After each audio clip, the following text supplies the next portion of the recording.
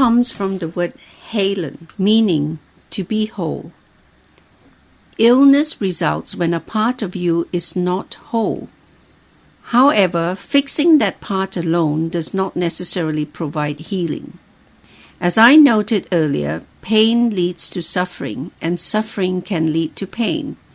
Suffering is an emotional state, and in that emotional state, you invest energy in suffering.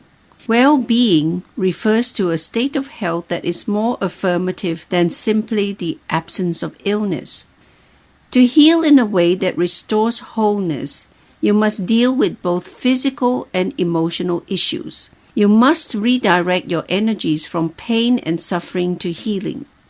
That is the basic philosophy underlying Eastern health practices. In contrast, modern scientists treat the body as a machine. To them, illness is analogous to a machine malfunctioning. Figuring out what's causing the machine to fail suggests a way to fix it, that is, to mend or replace the broken part. Medical doctors act as biological mechanics, fixing parts within the human body as if each was static and unrelated to other parts. Of course, this practice is also deficient because it fails to address emotional and spiritual issues contributing to overall well-being.